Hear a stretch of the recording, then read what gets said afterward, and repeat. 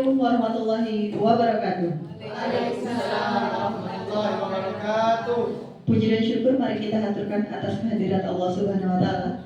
Karena berkat rahmat, karunia serta hidayah jualah kita dapat berkumpul di sini dalam kegiatan diseminasi budaya positif CPG angkatan ke-10 oleh Bapak Endasa SPD. Tak lupa salawat serta salam kita tujukan kepada junjungan kita Nabi besar Muhammad SAW.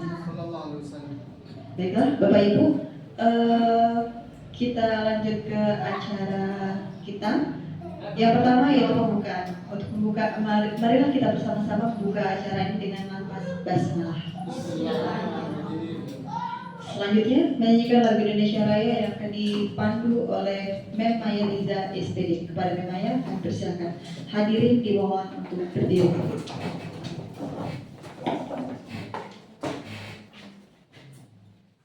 Hiduplah Indonesia Raya. Indonesia, Indonesia, tanah airku, tanah tumpah darahku. Di sanalah aku berdiri, jadi pandu hidupku. Indonesia, kebangsaanku, bangsa dan tanah airku. Marilah kita bersatu, Indonesia bersatu. Hiduplah tanahku, hiduplah negeriku, bangsaku, rakyatku semuanya. Bangunlah jiwanya, bangunlah badannya untuk Indonesia Raya. Indonesia Raya, merdeka, merdeka, tanahku, negeriku yang tercinta. Indonesia Raya, merdeka, merdeka, hiduplah Indonesia Raya. Indonesia Raya, merdeka, merdeka, tanahku, negeriku yang tercinta. Indonesia Raya, merdeka, merdeka, hiduplah Indonesia Raya. Hadirin dimohon duduk kembali. Selanjutnya, marilah kita dengarkan kata sambutan dari Kepala Sekolah yang pada kesempatan kali ini akan diwakilkan oleh Bapak Wakaf Kurikulum kita, Bapak Dr. Andes Fazil. Kepada Bapak Dr. Andes Fazil, kami silakan.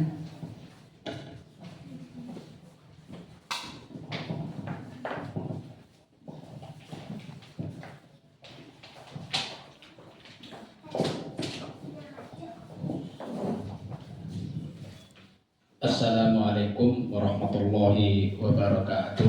Waalaikumsalam warahmatullahi wabarakatuh. Salam sejahtera untuk kita semua. Bismillahirrahmanirrahim. Alhamdulillahirabbil alamin. Wassalatu wassalamu ala asyrafil anbiya'i wal mursalin wa ala alihi wa sahbihi ajma'in. Qalu subhanaka la ilma lana illa ma 'allamtana innaka antal alimul hakim. La haula wa la quwwata illa billahil aliyyil azim. Amma ba'd. Bapak Endasa SPD CKP yang saya hormati, Bapak Ibu guru SMK Utama Bakti yang saya hormati, marilah kita intinya memanjatkan puja dan bersyukur kepada Allah Subhanahu wa taala. Alhamdulillah pada siang hari ini kita masih diberinya oleh Allah rahmat dan nikmat sehingga dapat berkumpul di ruangan LSP SMK Utama Bakti dalam rangka kita akan mengikuti mengikuti kegiatan yang sangat mulia, yaitu diseminasi budaya positif bagi calon guru penggerak yang pada siang hari ini adalah guru kita Bapak Endar Shah SPD CGP. Mudah-mudahan acara ini dapat berjalan dengan lancar, tidak ada halangan suatu apapun, dan insya Allah kita doakan semoga Bapak Endar Shah SPD CGP akan dapat melaksanakan rangkaian dari pelaksanaan kegiatan yang telah ditentukan oleh CGP, calon guru penggerak. Salawat dan salam mari kita sampaikan kepada junjungan kita Nabi Muhammad SAW, pelimpah pada keluarga, para sahabat dan pengikutnya hingga akhir zaman. Bapak Endar Shah SPD CGP yang saya hormati, Bapak Ibu beserta kegiatan diseminasi budaya positif yang saya hormati, SMK Utama Bakti ini sudah 3 orang yang mengikuti calon guru penggerak, dan yang 2 alhamdulillah sudah lulus. Sekarang kita akan meluluskan 1 lagi, Pak Endar Shah SPD CGP. Mudah-mudahan dengan kerja keras, mengikuti aturan, dan insya Allah dapat dilaksanakan dengan sebaik-baiknya, tahap demi tahap, sehingga nanti pada gilirannya Pak Endar Shah SPD CGP ini akan lulus sebagai guru penggerak angkatan yang ke-10. Oleh karenanya, sebagai mewakili Kepala SMK Utama Bakti Palembang, berharap agar Pak Endar Shah SPD CGP dapat mengikuti alur yang telah ditentukan dalam rangka mencapai apa yang diharapkan, yaitu sebagai guru penggerak. Dan Bapak Ibu-Ibu, kita ikuti dengan sebaik-baiknya, marilah kita bantu sehingga kegiatan yang dilakukannya pada siang hari ini akan dapat membantu terlaksananya kegiatan ini, dan insya Allah sukses. Semoga Pak Endar Shah dalam melaksanakan tugasnya ini akan berjalan dengan tidak ada halangan apa-apa. Berikutnya tentunya kegiatan ini menguras waktu, dana, mungkin kan dana dan yang lain-lainnya, sehingga pemikiran ya yang begitu terporsir, tapi itulah yang harus diikuti, sehingga Pak Endar Shah jaga kesehatan ya. Insya Allah nanti dimurahkan rezekinya, dan pada giliran nanti setelah selesai alur dari persyaratan untuk menjadi guru penggerak dilaksanakan, diikuti dengan sebaik-baiknya, kita doakan semoga beliau ini lulus dengan nilai yang memuaskan. Kami harapkan pada ibu-ibu, seluruh guru untuk dapat mengikutinya, dan semoga apa yang menjadi agenda pada pelaksanaan kegiatan diseminasi budaya positif ini akan dapat terlaksana. Sebagai mewakili kepala sekolah, marilah kita bersama-sama untuk mendukung dan membantu kegiatan yang berlangsung. Mungkin ini baru beberapa tahap, masih ada beberapa tahap lagi, sehingga nanti pada gilirannya sekali lagi Pak Indarsa ini dapat lulus sebagai guru penggerak. Dan berikutnya insya Allah nanti ada kesempatan ikut PPK. Kalau sudah PPK ikut P3K. Sudah P3K punya sertifikat yang mumpuni, yaitu guru penggerak. Diharapkan nanti yang guru-guru penggerak setelah lulus jadi kepala sekolah. Insya Allah saya nanti jadi anak buahnya, gitu kan? Amin ya Rabbal. Mungkin saya sudah pensiun, ya, sudah pensiun. Bapak-bapak dan ibu-ibu yang saya hormati, mungkin ini yang dapat disampaikan. Kurang lebih saya minta maaf kepada Allah, saya mohon ampun. Selamat kepada Pak Indarsa SPD CGP untuk mengikuti alur yang telah ditentukan untuk dalam rangka mendapatkan sertifikat guru penggerak angkatan yang ke-10. Demikian dan terima kasih. Assalamualaikum warahmatullahi wabarakatuh.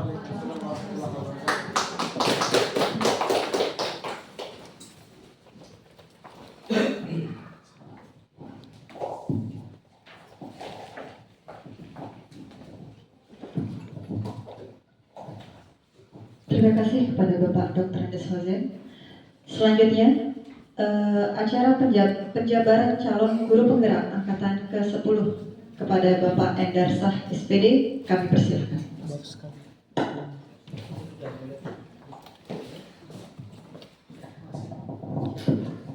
Terima kasih buat moderator Bu Desi. Selamat siang teman-teman semua. Karena panas ini, mati lampu. Jadi untuk menyemangati hari ini kita tadi ketika saya bilang SMK UB, yes. Biar semangat. SMK UB, yes. Alhamdulillah. Cuma masih kurang semangat, kurang lagi sekali ya. SMK UB, yes. Alhamdulillah masih semangat. Ya, jadi perkenalkan ya Bapak Ibu, saya Endarsah CGP Angkatan 10 dari Sekolah Otomotif Palembang. Hari ini saya akan memaparkan materi diseminasi budaya positif di SMK Otomotif Palembang. Ini tugasnya adalah salah satu tugas yang ditugaskan oleh pemimpin kami dalam mendapatkan penyelesaian dalam rangkaian CGP ini. Baiklah Bapak Ibu, kita akan langsung masuk materinya.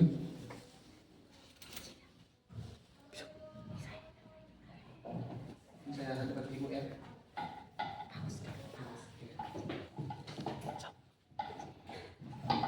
Jadi di sini bisa lihat ya Ibu.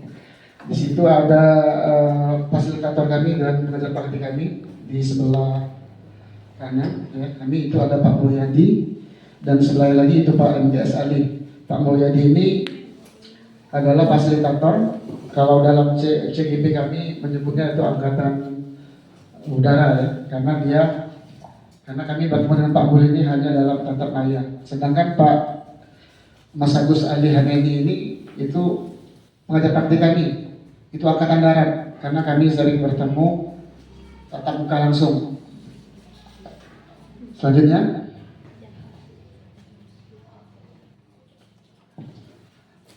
apakah Bapak Ibu setuju bila 1. Pemberian hukuman dapat mendisiplinkan siswa? Setuju? Setuju ya?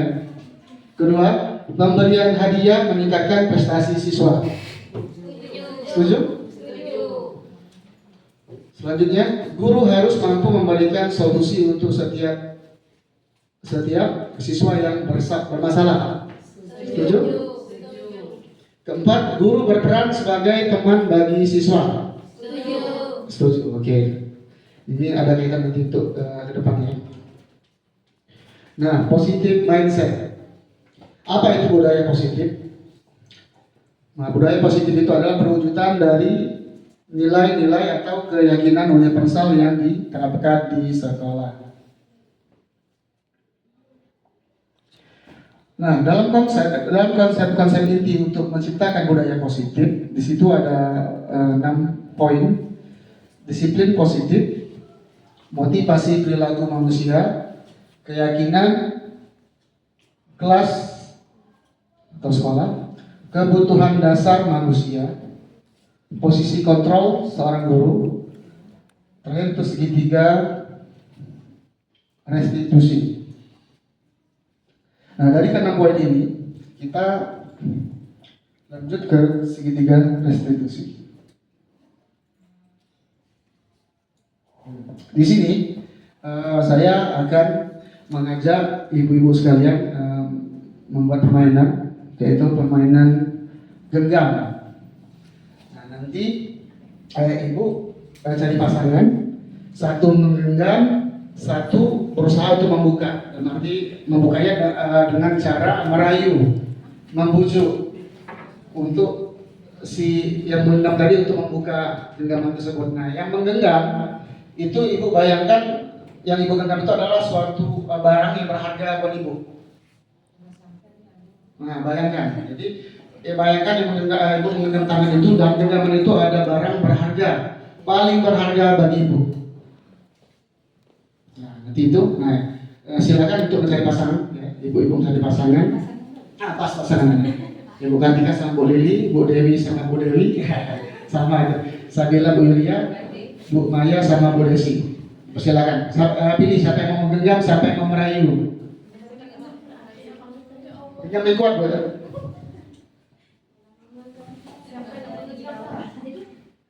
Ya. Terserah ya, Bu ya. Mau bujuknya tuh mau dengan kekerasan dan kelembutan, terserah. Pokoknya dibujuk biar teman itu membuka tangan tadi. Nah, di dalam tangan tadi itu ada benda-benda berharga sekali.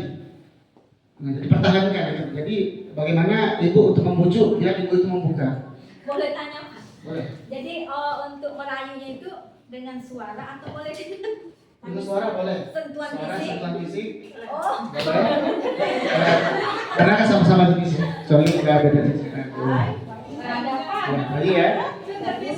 Bayangkan Bu ya, di genggaman ibu itu ada barang apa, benda yang berharga menurut ibu, bagi ibu ya. Berharga, pertahankan. Nah, nanti yang itu satu lagi merayu untuk biar ibu membuka genggaman tersebut. Boleh dimulai? Ya, dipersilakan. Dimulai dari sekarang. Berdiri dulu. Boleh, berdiri boleh. Berdiri. Boleh, berdiri boleh. Ayo buka lah, buka sayang. Silakan. Gak apa-apa. Jadi ibu berusaha bagaimana biar pasarnya membuka.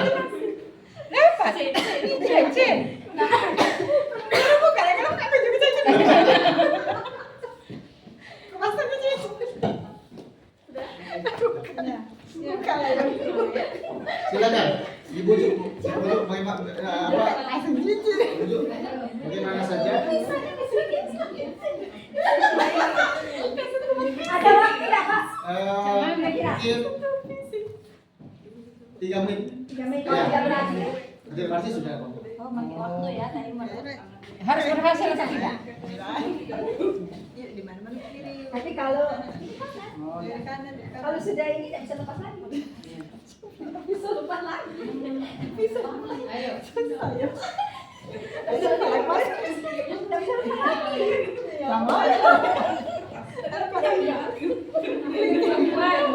Susah. Oh, susah.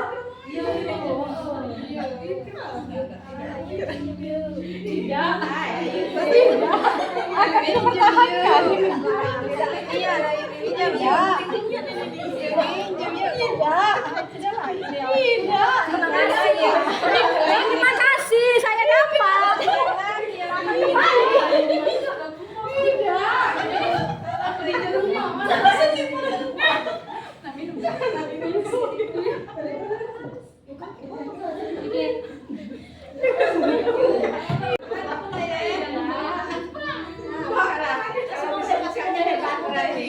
Ini kan sangat berharga bagi saya. Saya berikan, saya luangkan.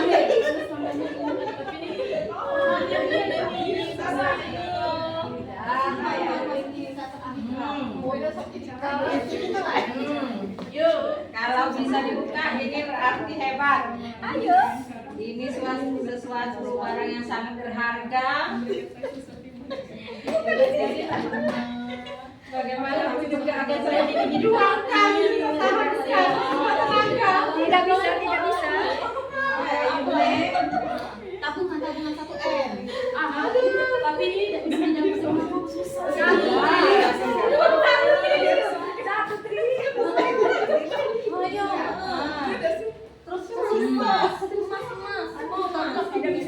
Ini cuma 3 bisa.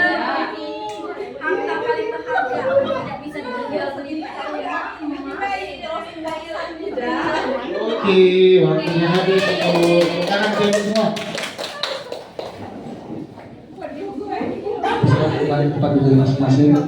Oke, Ibu sudah tadi ya melaksanakan permainan tadi. Nah, jadi saya lihat dari keempat pasangan ini semuanya tidak membuka ya. Nah, sekarang saya ingin bertanya terkait ini. Itu Ibu tidak membuka itu atas kemauan Ibu sendiri, kontrol Ibu sendiri atau atas kontrol orang lain? Nah, berarti kontrol Ibu sendiri ya. Nah, berarti dari permainan ini Bu kita bisa mengambil bahwa segala sesuatu itu yang kita kerjakan itu atas kontrol kita sendiri. Kalau kita ingin membuka pasti kita buka tadi kan? Nah, karena kita tadi mengontrol diri kita untuk kita membuka tadi, nah itu sampai habis waktu tadi teman-teman ibu sekalian kita membuka kan. Nah, berarti Ibu sudah melaksanakan kontrol diri sendiri atau kontrol Ibu sendiri, mengontrol Ibu membuka atau tidak. Nah, jadi itulah makna dari permainan tadi Bu ya. Jadi segala sesuatu itu harus atas kontrol kita sendiri. Jadi ketika kita melakukan sesuatu sudah pasti itu dari kita sendiri. Selanjutnya, pergeseran paradigma teori kontrol dari Dr. William Glasser. Nah, di situ ada 4 poin. Ilusi guru mengontrol murid, ilusi bahwa semua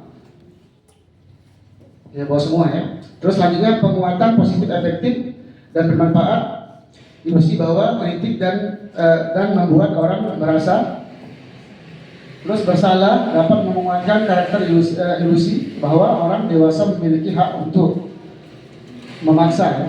Jadi selama ini kita mengajar itu kita berpikir kita merasa seperti kita bisa mengendalikan murid gitu ya. Nah di sini kita selaku guru hanya bisa mengarahkan. Nah jadi anak tadi ingin maju atau tidak itu ada dari kontrol anak tersebut. Nah selama ini mindset kita salah karena kita selama ini menganggap bahwa siswa itu bisa kita kontrol Bu. Nah jadi di sini kita akan luruskan pemahaman kita bahwa setiap siswa itu mempunyai kontrolnya masing-masing. Jadi kita selaku guru hanya memberikan mengarahkan ke hal yang positif.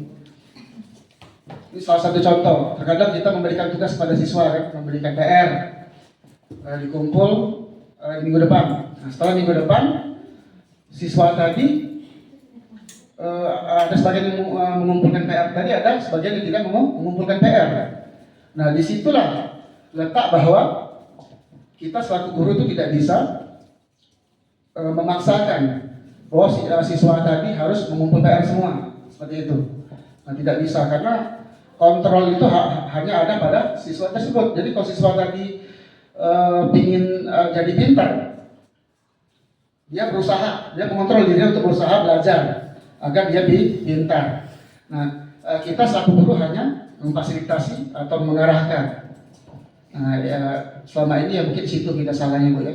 Kita kadang menyampaikan materi, kita nggak tahu menahu, tahunya siswa tadi paham ya.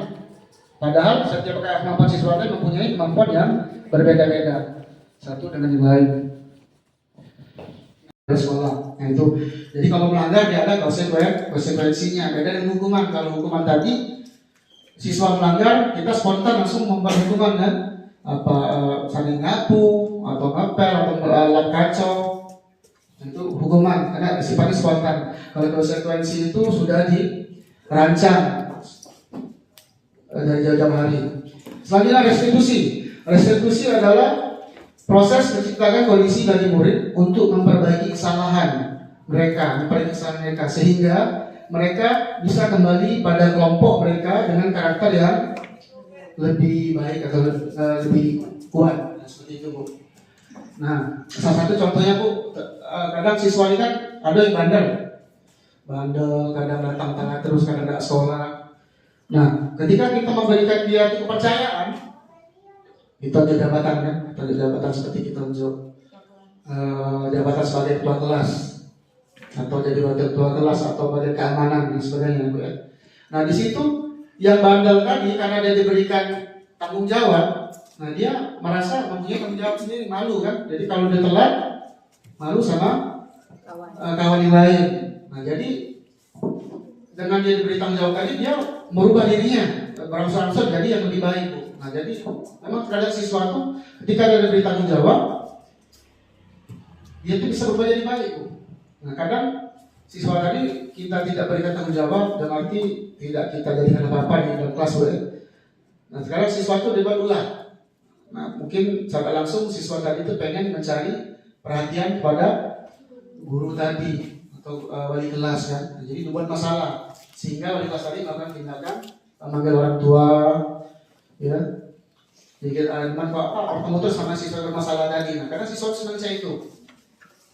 Nah, itu salah satunya solusi kita restitusi tadi. Jadi restitusi tadi tidak kita menangani siswa tidak dengan kekerasan Bu. Jadi kita memberikan menanyakan baik-baik. Ya, kita ajak ngobrol Pak Mato, kita tanyai karena apa dia melanggar tadi. Kita tanya lagi salah nggak apa yang kau lakukan tadi. Nah, kadang siswa tadi ketika kita ajak Pak Mata Bu ngobrol, ya, itu dia merasa dihargai Bu, merasa dimanusiakan. Nah, jadi mudah-mudahan itu namanya restitusi tadi kan. Jadi penanganannya dengan cara pendekatan persuasif. Selanjutnya, konsekuensi atau hukuman. Nah, ini salah satu contoh, ada berapa? Ada 7 ya. Salah satu itu mencatat 100 kali di dalam buku kalimat. Saya tidak akan terlambat lagi karena terlambat ke sekolah. Benar Bu? Iya. Nah, itu salah satu hukuman spontan dari guru yang bersangkutan. Ya. Kedua, itu lari mengelilingi lapangan basket 2 kali karena terlambat hadir di sekolah. Nah, kata saya tadi Bu. Nah, itu salah satu contoh hukuman yang tidak kita rencanakan, spontanitas. Ketiga, membersihkan coretan yang dibuat di meja tulis. Keempat, murid diminta untuk push up 15 kali karena tidak menggunakan masker ke sekolah. Ini waktu Covid kemarin Bu. Selanjutnya, berdiri di depan kelas sambil mengangkat kaki 1 karena tidak bisa menjawab pertanyaan. Keenam, membersihkan WC karena merusak pensil teman. Nah, itu salah satu hukuman yang diberikan oleh guru di kelas kepada siswa. Terakhir, lari keliling lapangan karena terlambat 10 menit saat pelajaran PJOK. Itu salah satu 7 poin kesalahan konsekuensi hukuman yang guru berikan kepada siswa. Jadi dari 7 poin itu memang tidak direncanakan Bu, memang itu spontan dari guru yang bersangkutan. Ya saya pun juga mengalami Bu, pernah karena saya pikir ketika siswa terlambat itu saya suruh bersihkan sampah. Nah mungkin dari sini Bu bisa membuka pemikiran saya juga Bu, bahwa ketika siswa bermasalah kita tidak harus hukum, jadi kita ajak dulu ngobrol berdua. Kita tanyai sebab-sebabnya kenapa dia terlambat. Karena siswa itu mempunyai alasan Bu. Nah, mungkin ya itu salah satunya Bu ya. Oke, ya itu mungkin itu dulu konsekuensinya Bu ya, hukuman tadi. Selanjutnya dihukum oleh penghargaan. Nah, jadi Bu dalam makalah ini, dalam PPT kami ini ada yang namanya dihukum oleh penghargaan. Jadi kita menghukum siswa tadi dengan penghargaan. Nah, di situ ada poin pertama, itu pengaruh jangka pendek dan jangka panjang. Kedua, penghargaan tidak efektif. Penghargaan merusak hubungan. Terus penghargaan mengurangi ketepatan. Penghargaan mengurangi kualitas. Penghargaan mematikan kreativitas. Penghargaan menghukum. Terakhir, motivasi dari dalam diri, intrinsik. Nah, kira-kira menurut Ibu, ketika kita menghukum siswa dengan penghargaan itu efektif nggak Bu kira-kira? Menghukum siswa dengan penghargaan. Jadi ibaratnya dia ini galak, malas, berarti Bu ya, malas belajar. Kita ini enak kalau kau belajar yang rajin. Kalau dapat peringkat, Ibu bakal berikan kamu hadiah. Kira-kira efektif nggak Bu seperti itu? Jadi kita kan memotivasi siswa untuk belajar, untuk rajin belajar, cuma mengiming-imingi dengan Hadiah. iya hadiah. Bagaimana menurut Ibu, kurang efektif atau tidak? Menurut saya bisa Efektif. efektif penyemangat anak. Oke, kata rumahnya efektif ya. Jadi menyemangati anak tadi kan, yang tadi malas bisa semangat karena iming-iming tadi. Oke. Memang di satu sisi Bu, ketika kita memberikan sebuah iming-iming pada siswa tadi terkait tujuan untuk mencapai sebuah tujuan tadi memang bermanfaat juga Bu ya. Cuma ada sisi negatifnya. Nah, jadi sisi negatifnya itu siswa tadi ingin berubah, ingin belajar rajin itu karena tujuan tadi, karena iming-iming tadi kan. Karena iming-iming tadi, sisi negatifnya seperti itu. Cuma sisi positifnya memang menambah semangat siswa kan, karena dia ingin mengejar tujuan tadi, seperti itu. Jadi plus minus Pak. Selanjutnya Bu, mengapa keyakinan kelas bukan peraturan kelas? Nah, mengapa harus keyakinan kelas bukan peraturan kelas? Nah, oke, saya jelaskan dulu Bu ya. Kalau keyakinan kelas itu Bu adalah sebuah aturan yang dibuat secara bersama-sama. Jadi kita tadi bermusyawarah untuk menentukan sebuah aturan dalam sebuah kelas tadi Bu. Nah, kalau peraturan kelas itu sudah dibuat dari sekolah seperti itu Bu. Nah, jadi kalau menurut Ibu lebih efektif yang keyakinan kelas atau peraturan kelas? Keyakinan kelas Bu ya, karena di situ kita membuat secara bersama-sama Bu. Antara guru dan siswa. Di situ kita menentukan poin-poin hukuman tadi, poin-poin pelanggaran tadi kan. Nah, setelah kita tentukan, kita diskusi musyawarah, kita putuskan, terus kita menandatangani kesepakatan tadi kan dengan kalau di SD kan asal tanda tangan Mas Bu ya, mungkin dengan cap jempol atau cap jari Bu ya. Mungkin kalau kita yang untuk yang kualifikasi untuk SMK atau SMA itu sudah bisa tanda tangan kan, nah itu ditandatangani. Jadi siswa tadi ketika dia melanggar dia malu dengan janji yang dibuat tadi. Jadi memang lebih efektif yang keyakinan kelas karena dibuat secara bersama-sama dengan cara berdiskusi kan. Nah, adapun bagaimana Pak cara membuat keyakinan kelas tadi berdiskusinya? Nah, berdiskusinya tuh antara lain kita evaluasi dulu terkait peraturan kelas tadi. Setelah itu kita baru menyepakati, kita membuat kesepakatan terkait apa saja poin-poin pelanggaran yang untuk ditaati di kelas tadi. Nah setelah kita buat itu, kita dengan cara ditulis. Mungkin Bapak, saya akan membagikan sebuah kertas memo kecil. Nanti mereka menulis di situ, lalu ditempel ke papan tulis. Nah nanti setelah siswa sudah menulis semua keinginan mereka, pengen suasana nyaman di kelas, pengen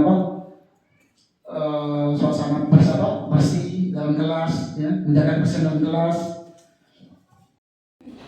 Itu tadi Bu ya, yang dari hasil 5 video Ibu tonton tadi, dari situ penghukum dulu Bu ya. Nah dari penghukum yang pertama tadi itu adalah kita menunjuk ya, berkaca pinggang dan membentak, ya, terus memberikan hukuman fisik verbal. Ya. Dampaknya, ya, anak menjadi pendendam, jadi tidak menyukai guru atau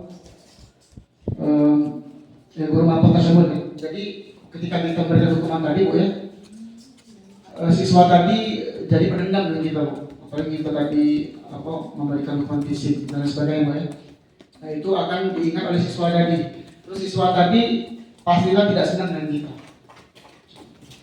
Makanya kan kalau salah contoh kawan kita dulu kan, ya, Pak Iwan itu kan, banyak alumni baru itu dia, karena Pak Iwan tegas dulu kan, mereka salah ini, salah pakai baju seragam sekolah oleh Pak Iwan seperti itu.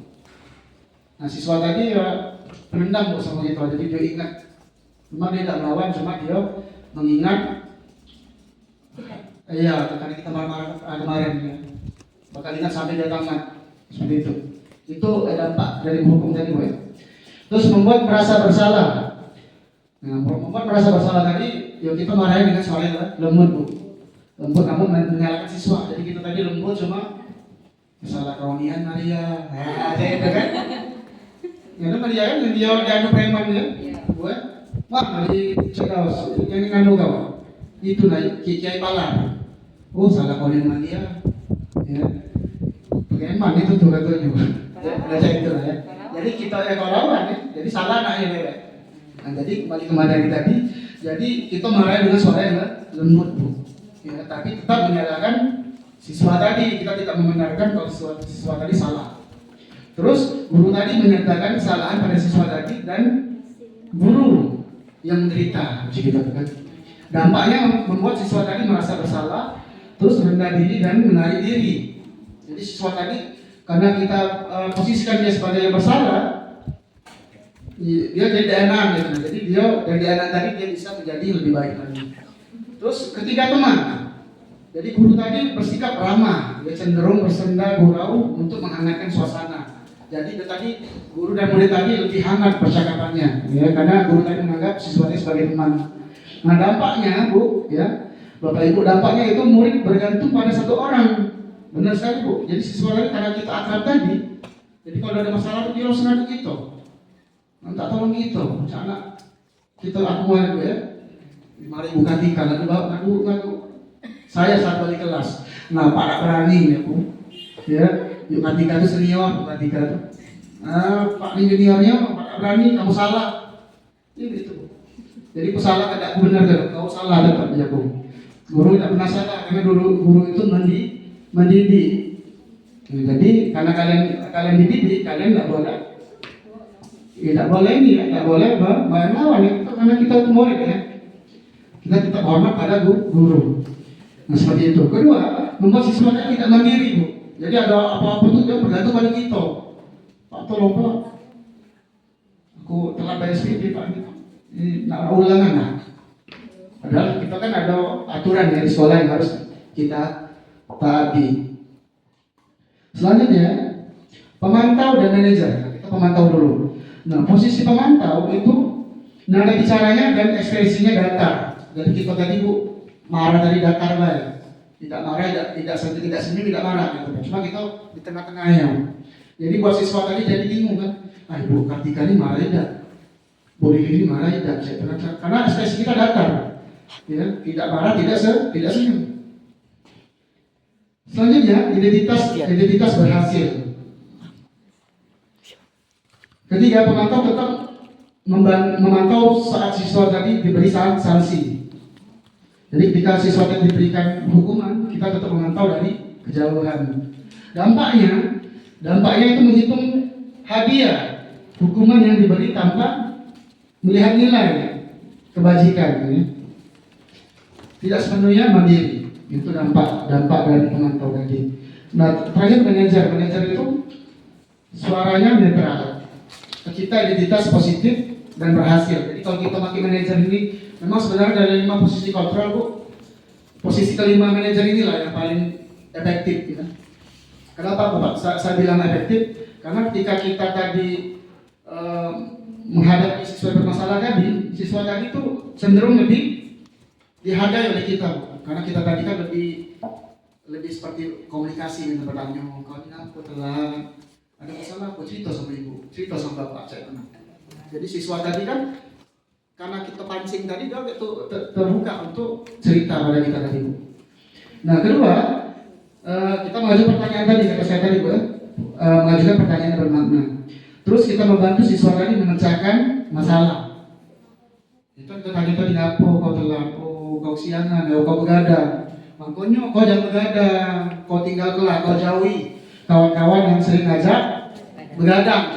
Nah, jadi kita berikan nasihati agar dia menjauhi, biar impactnya dia tadi bisa tepat waktu datang ke sekolah, tidak kesiangan. Nah, dampaknya tadi, Bu, dampak dari manajer itu bagus sekali, Bu. Yang pertama, murid tadi mandiri. Kedua, percaya diri memecahkan masalah sendiri. Jadi siswa tadi jadi percaya diri, Bu, untuk menyelesaikan masalahnya sendiri. Jadi tidak dikit-dikit ngadu sama guru. Pak, bantu Pak, Bu, bantu Bu, ini lah Bu, dari kuliah Bu, bantu aku. Nah, cek itu Bu. Jadi dengan dia ada masalah, dia bisa menyelesaikan masalah itu sendiri, memecahkan masalah itu sendiri. Selanjutnya, kebutuhan dasar manusia. Karena kebutuhan dasar manusia itu antara lain bertahan hidup atau fisiologi. Kedua, kasih sayang dan rasa diterima psikologis. Ketiga, penguasaan. 4, kebebasan. 5, kesenangan. Jadi itulah kebutuhan dasar manusia, Bu, ya. Ada 5. Selanjutnya, aku senang main kejar-kejaran dengan ibu guru, seru. Ibu kejar aku karena ibu guru sayang aku, katanya. Aku hebat kan, bisa bikin ibu guru kejar aku. 4, aku bosan belajar mewarnai terus di dalam kelas. Nah, itu salah satu kata-kata yang keluar dari mulut siswa tadi, Bu. Nah, dunia yang berkualitas. Siapakah orang-orang yang paling penting dalam hidup Anda? Orang tua, ada lagi? Keluarga, Masya Allah. Karena keluarga itu nomor 1, yang pertama. Benar sekali, ya. Karena perjuangan kita nih, Bapak Ibu, yaitu keluarga tadi, ya. Keluarga, teman-teman. Terus nilai kebajikan apa yang terpenting dalam hidup Anda? Nilai kebajikan, Bapak Ibu. Apa yang nilai kebajikan yang terpenting dalam hidup Bapak Ibu? Jujur, Masya Allah. Ya, jujur, ya. Jadi jujur itu adalah kunci utama, ya, kunci utama dalam segala hal. Kalau kita awali dengan jujur, mudah-mudahan segala sesuatu itu akan berjalan dengan baik dan mendapatkan hasil yang baik. Ketiga, kalau Anda menjadi orang yang ideal, kalau Anda menjadi orang ideal, karakter atau sifat apa yang Anda paling inginkan ada pada diri Anda? Sifat apa yang seandainya ibu tuh diberikan Nilai ideal. Dijadikan orang yang ideal. Nah, ibu pengen jadi seperti apa sih, Bu? Perfeksionis dalam segala hal, mantap. Ya, jadi segala sesuatu itu dia dipikirkan semua, Bu. Harus sempurna atau perfect. Oke lah. Ya. Selanjutnya, pencapaian Anda yang Anda sangat banggakan apa? Pencapaian Ibu yang paling Ibu banggakan. Memang ya mungkin Setelah lulus PPG. ya menyelesaikan tugas-tugas PPG selama 3 bulan. Mantap. Yang tugasnya banyak sekali Bu ya, tiap hari Zoom ya ini ya. Pak, saya kesana sama Bu Maya. Selanjutnya pekerjaan ideal bagi Anda, ceritakan bagian perjalanan hidup. Pekerjaan ideal bagi Anda, Bu Atika biasanya. Pekerjaan ideal Bu. Ceritakan bagi perjalanan hidup Ibu. Yang menurut Ibu tuh pekerjaan ideal bagi Ibu.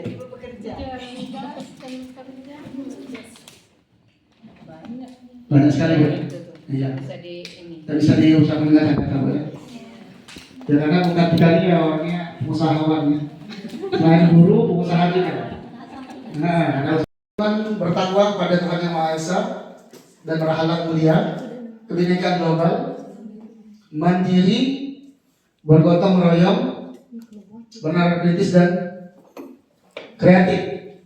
Ya, mungkin ibu semua sudah tahu ya karena materi ini ada di materi P5. Profil Pelajar Pancasila. Selanjutnya, motivasi perilaku manusia. Motivasi perilaku manusia di situ ada 3 ya. Menghindari tidak nyamanan hukuman ya. Mendapatkan imbalan penghargaan, ketiga menghargai diri dan menjadi orang yang mereka inginkan. Nah, dari 3 poin ini Bu, mana yang menggambarkan diri Ibu? Ibu-ibu sekalian, dari 3 poin ini. Bapak disebutkan.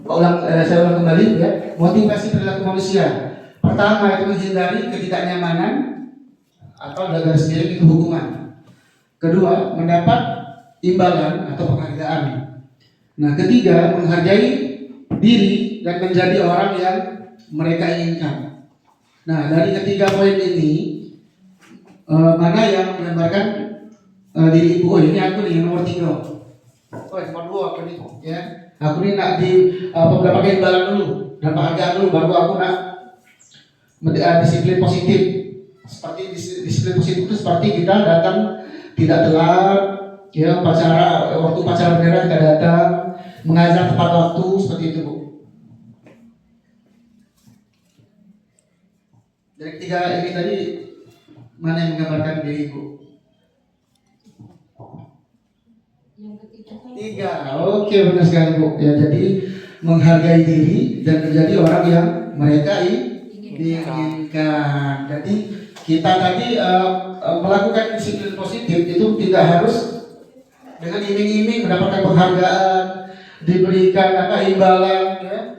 Atau yang indah tuh yang marah oleh Pak Hasono, akan lagi lah, Pak Hasono marah. Karena itu, bukan karena itu Bu ya. Jadi kita disiplin positif itu menjadi sebagai guru itu memang berdasarkan diriku sendiri dan menjadi orang yang mereka inginkan atau yang sekolah inginkan, seperti itu Bu. Alhamdulillah ya. Selanjutnya, hukuman konsekuensi restitusi. Nah, hukuman konsekuensi restitusi. Nah, di situ ya itu hukuman. Ya. Selama ini kan kita ketika siswa bersalah kita pasti memberikan hukuman ya Bu. Pasti memberikan hukuman seperti hormati tiang bendera, itu hukuman fisik seperti push up ya Bu ya, push up, sit up, lari berapa keliling di lapangan, terus berjemur. Nah di sini ya Bu ya kita diharuskan untuk memberikan pelajaran pada siswa itu dengan cara yang humanis. Jadi kita tidak boleh memberikan hukuman yang keras seperti hukuman fisik seperti push up tadi, berlari atau berjemur, hormati tiang bendera sampai jam pulang ya Bu. Nah, kita tidak boleh seperti itu lagi Bu. Jadi kita harus membangun mindset bahwa yang memanusiakan manusia Bu ya, memanusiakan manusia, bahwa siswa tadi ada siswa itu yang semakin kita keras dia semakin keras Bu. Jadi dia tuh harus ketika dia tuh mau dilembuti itu dia harus dilembuti dulu kan, baru nurut dia kena. Jadi seperti itu Bu ya. Selanjutnya, nah berdasarkan bagian di atas berikut adalah penjelasan tentang hukuman, konsekuensi, dan restitusi. Nah, poin pertama, hukuman. Hukuman itu tidak terencana, Bu. Jadi hukuman itu memang spontan ya. Saat kita bikin ada siswa telat kan, nah, kalau dia telat sudah sini parkir motor kau pungut sampah atau kau keliling atau pusat dan sebagainya. Jadi memang hukuman itu tidak direncanakan, spontanitas. Nah selanjutnya konsekuensi. Nah konsekuensi itu bersifat terencana, sudah disepakati. Nah, seperti undang-undang aturan sekolah kita, Bu ya. Kan ada tidak boleh berambut panjang, terus apa lagi? Tidak boleh bertato dan sebagainya. Itu aturan sudah disepakati buat dari awal yang dibuat oleh sekolah. Nah itu jadi apa kalau istilah kita menjabarkannya, Bu ya? Titik puncak. Titik puncak perjalanan hidup kita kan, yang paling ibu berkesan ya, paling ibu rasakan. Pergi ke tanah suci ya, momen religi. Iya. Momen religi itu Yang tidak bisa dilupakan. tidak bisa dilupakan, Masya Allah. Iya. Allah. Akhirnya sudah. Sorry, Bu. Oke. Selanjutnya yang selesai ya, tadi dunia yang berkualitas. Tidak baca diulang.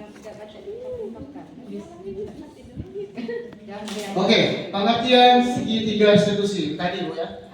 Pengertian segitiga restitusi itu adalah suatu pendekatan dalam disiplin positif yang membantu anak-anak memaknai bahwa tindakan mereka memiliki konsekuensi. Jadi kita memaknai, melakukan pendekatan pada siswa, kita memberikan penjelasan terkait perilakunya itu mempunyai konsekuensi yang harus dia terima, ya. Baik positif maupun negatif. Dalam konteks pendidikan, segitiga restitusi adalah alat yang efektif dalam menangani siswa bermasalah. Proses ini melibatkan 3 langkah. 1. Menstabilkan identitas. 2. Validasi tindakan yang salah. 3. Menanyakan keyakinan. Nah, pada siswa tadi, Bu, saya jelaskan lagi karena sudah di awal tadi. Nah, berikut ini contoh video segitiga restitusi. Satu ini video yang habis ini terakhir.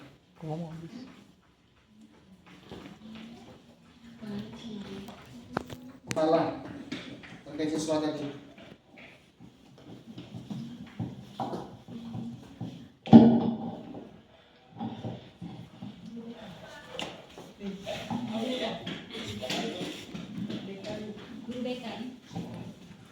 Bagaimana kabarmu, Aulia? Saya kesal sekali dengan ulang guru tadi, Pak. Dia tidak bersedia meminjamkan buku catatannya. Padahal saya hanya ingin menjalani tugas. Setiap orang tentunya kesal jika tidak diajukan. Lalu apa tindakan kamu tadi, Aulia? Restitusi. Jadi Tadi menyelesaikan masalah itu saya lewat catatannya. dialog. Tapi cuma sampelnya aja, Pak. Kesel banget saya. kekerasan. Wajar jika kita Mediasi. Kita menanya mediasi kalau bahasa kita ya. Menanyakan kesalahan itu, kita nanya lagi bernadab tidak ada tadi. Saya salah. Sudah Sebenarnya merebut. merdeka masuk. Lantas, Boleh. seperti apa sikap yang Aulia yakini? Harusnya saya lebih sabar dan menghargai milik orang lain. Jadi, apa rencana Aulia untuk memperbaiki keadaan ini? Saya akan meminta maaf kepada Nurul, Pak. Dan saya juga bersedia untuk mengganti sampul bukunya yang saya rusak tadi. Gimana, Pak? Setuju. Bagaimana perasaan jika sudah melakukan tindakan yang kamu yakini itu, Aulia? Tentunya, saya akan menjadi pribadi yang lebih tenang dan sabar, Pak. Baiklah, Aulia. Mari kita pikirkan penyelesaian masalah ini. Jika perlu, kita panggil dulu. Bagaimana? Siap, Pak. Terima kasih, Pak. Oke, menyelesaikan masalah dengan ending restitusi, Bu ya. Alhamdulillah ya. Kita sudah sampai di penghujung kegiatan presentasi kita ya. Oke, ya terima kasih Ibu sudah mendengarkan presentasi dari saya. Lebih dan kurang saya mohon maaf. Saya kembalikan lagi kepada saudara.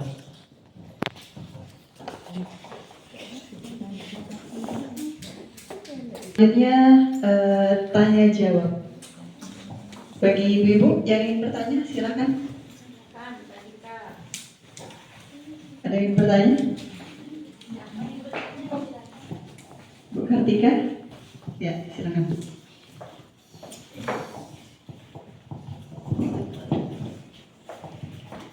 Baiklah, nama saya Kartika Sarjana Pendidikan. Saya ingin bertanya kepada Pak Endarsa sebagai calon guru penggerak. Pertanyaan saya, bagaimana membuat keyakinan kelas? Terima kasih. Baik, terima kasih Bu Kartika. Kami persilakan untuk Pak Endarsa untuk menjawab pertanyaan dari Bu Kartika. Terima kasih moderator. Baiklah, saya akan menjawab pertanyaan Bu Kartika. Ya. Bagaimana membuat keyakinan kelas tadi? Oke. Pertama-tama Bu Kartika, ketika kita ingin membuat keyakinan kelas tadi, ya, kita buat diskusi, kita mengajak siswa dulu terlebih dahulu untuk mengajak siswa tadi untuk membuat diskusi terkait apa saja yang siswa inginkan. Dengan cara apa? Ya, kita memberikan kertas, ya, atau stiker apa itu, kertas memo kecil. Ya. Nanti siswa tadi menulis di situ keinginan apa saja yang dia inginkan dalam kelas tadi, kesepakatan dalam kelas tadi. Nah, setelah itu kita tempel di papan tulis. Setelah semua siswa menulis, kita akan pilah, kita akan kelompokkan dari yang permintaan siswa tadi, keinginannya apa, salahnya terkait kebersihan, kita kelompokkan kebersihan, terkait disiplin dalam kelas, kita kelompokkan. Nah, setelah itu kita tarik kesimpulan, setelah itu baru kita tanda tangan kesepakatan bersama. Setelah itu ditempel di kelas masing-masing. Demikian seperti itu.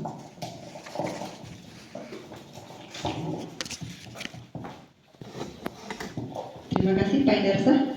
Bagaimana Bu Kartika? Oke. Baiklah, selesai sudah acara kita pada kegiatan kita hari ini. Marilah bersama-sama kita menutup acara ini dengan melafazkan lafaz hamdalah. Saya Desi Purnamasari selaku moderator. Mohon maaf atas segala kesalahan. Saya tutup dengan wabillahi taufiq wal hidayah. Wassalamualaikum warahmatullahi wabarakatuh. Assalamualaikum warahmatullahi wabarakatuh. Saya Yulia Astuti, guru SMK Utama Bakti. Setelah mendengarkan penjabaran Pak Endarsa tentang calon guru penggerak, saya mendapatkan banyak ilmu yang bermanfaat dan yang bisa saya terapkan pada proses pembelajaran sehari-hari, serta memberikan motivasi atau dorongan kepada saya sebagai guru untuk membuat kesepakatan kelas seperti yang telah diajarkan Pak Endarsa. Mungkin itu saja testimoninya. Terima kasih. Wassalamualaikum warahmatullahi wabarakatuh. Assalamualaikum warahmatullahi wabarakatuh. Saya Dewi Rahayu, saya di SMK Utama Bakti Palembang. Berdasarkan pemaparan yang disampaikan oleh Pak Endarsa tentang diseminasi budaya positif di SMK Utama Bakti Palembang, sudah sangat jelas sekali dan dapat dipahami dan menjadi inspirasi bagi kami para guru di SMK Utama Bakti Palembang untuk menerapkan di pengajaran ke siswa-siswa di SMK Utama Bakti Palembang. Terima kasih. Assalamualaikum warahmatullahi wabarakatuh. Waalaikumsalam warahmatullahi wabarakatuh. Selamat pagi menjelang siang anak sekalian. Ini sepertinya agak kurang semangat ya. Oke, kalau nanti kalau Bapak bilang SMK UB, kalian jawab UB, yes ya. Ya semangat ya. SMK UB. Yes. Oke, wah mantap ya. Semangat sekali ya. Oke, baiklah anak sekalian, ya izinkan Bapak di sini. Bapak perkenalkan diri dulu ya Bapak. Di sini akan melaksanakan aksi nyata modul budaya positif dalam pembuatan keyakinan kelas. Ini tugas CGP ya Kak ya. Nah di sini Bapak akan mengajak kalian untuk membuat kesepakatan kelas, ya dengan menggunakan kalimat positif. Ya, baiklah anak sekalian.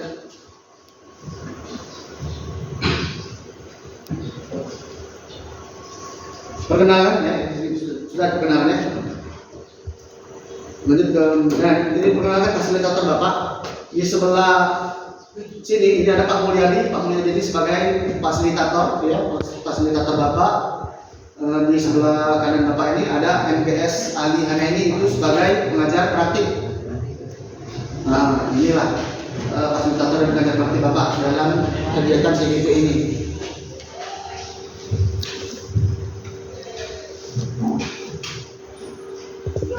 Keyakinan kelas. Keyakinan kelas ini adalah budaya positif dalam membuat keyakinan kelas berperan sebagai salah satu disiplin positif yang dapat membantu menumbuhkan budaya positif di sekolah.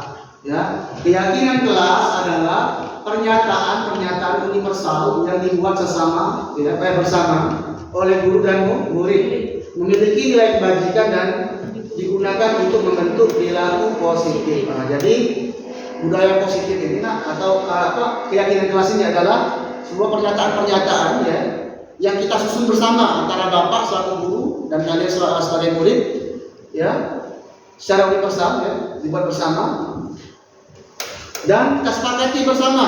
Terus hasil kesepakatan tersebut harus kita patuhi ya. Pertanyaannya, apakah sama keyakinan kelas dan peraturan sekolah? Ya. Itu hampir sama ya, beda-beda tipis. Cuma bedanya kalau keyakinan kelas itu kita buat dengan kesepakatan bersama.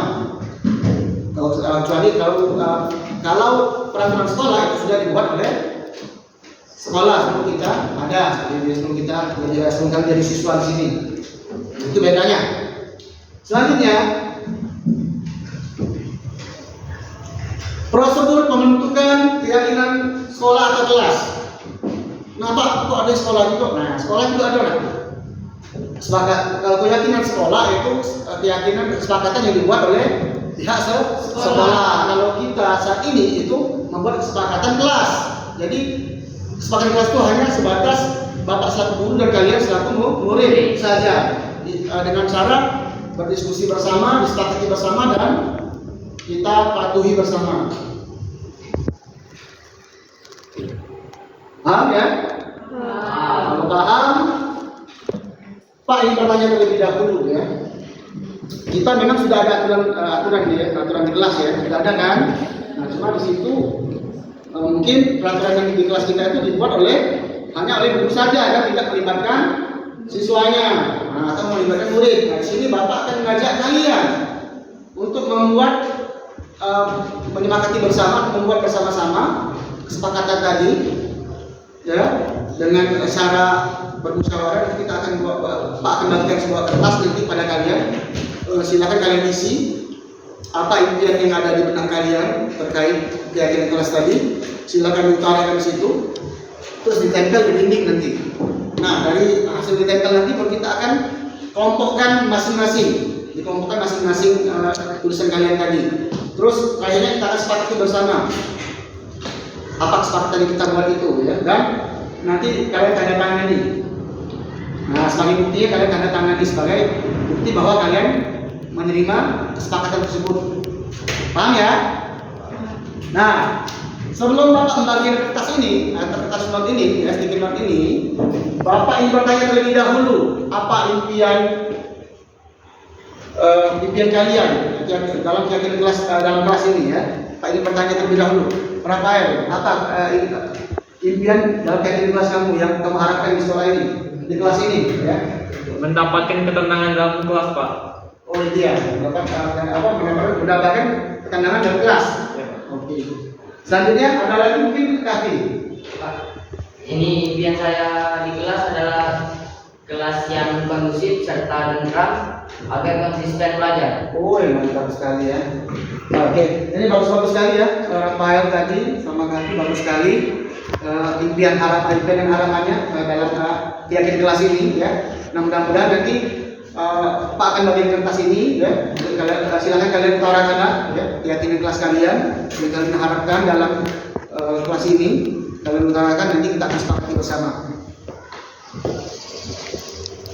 Nah, di sini Bapak memegang kertas sticky note ya. Silakan nanti kalian isi di sini, terus tempelkan di sini. Ya, tempelkan di sini saja. Ya, nah, ditempel barisnya ya.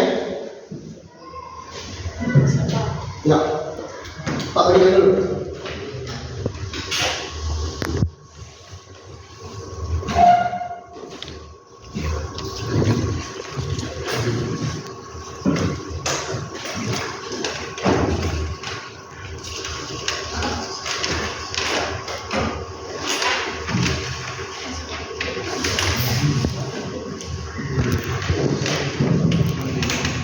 Silakan ditulis Pak ya.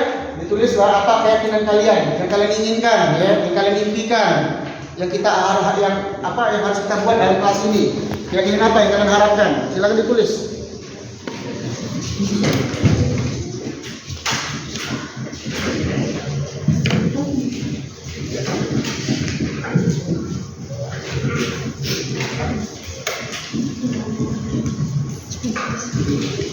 Hah?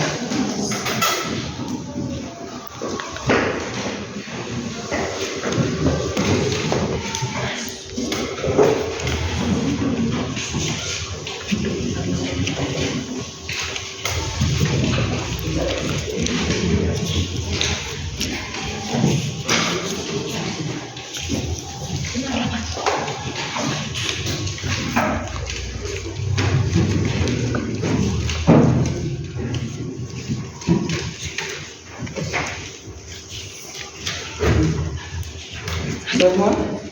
Sudah semua? Sudah. Kalau sudah silakan ditulis ya.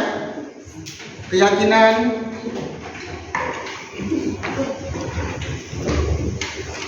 kelas kalian yang kalian impikan. Apa keyakinan kelas kalian yang kalian harapkan, yang kalian inginkan di kelas ini.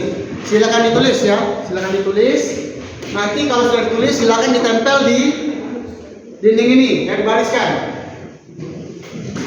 Nah, nanti setelah itu kalau kalian sudah kumpul semua, Bapak akan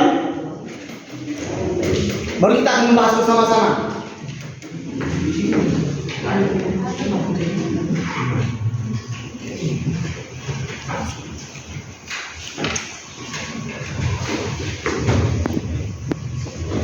Ya, silakan ya.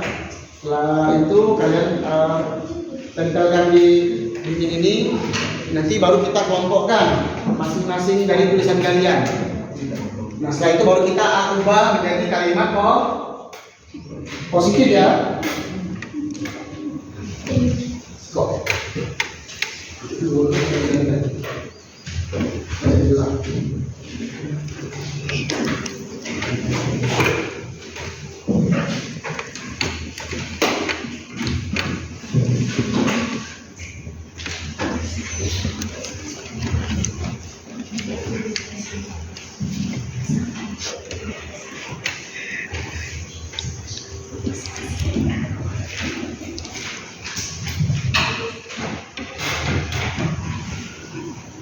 Ya, kalau sudah ditulis ya, silakan ditempel ya. Nah, saya tempel ya, disusun ya, rapi-rapi. Dibariskan ya, silakan ditempel. Tempel di sini. Tempel. Nah, ditempel. Ya, darahkan.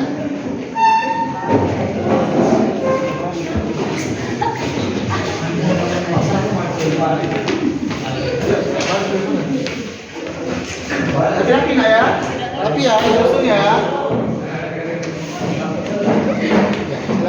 Tempel yang rapi ya.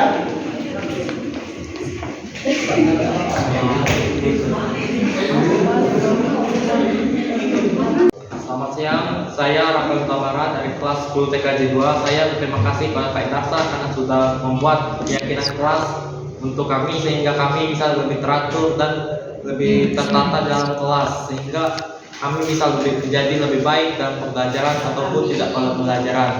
Saya sangat terima kasih sekaligus bersyukur Pak Endarsa, semoga sehat selalu. Sekian dari saya. Selamat siang. Assalamualaikum warahmatullahi wabarakatuh. Perkenalkan, nama saya Iljana. Saya dari 10 TKJ 2. Saya dan teman-teman saya sangat senang dari pembuatan keyakinan kelas. Terima kasih untuk Pak Endarsa karena telah melibatkan kami dalam pembuatan keyakinan kelas ini. Dari saya Iljana, terima kasih. Wassalamualaikum warahmatullahi wabarakatuh.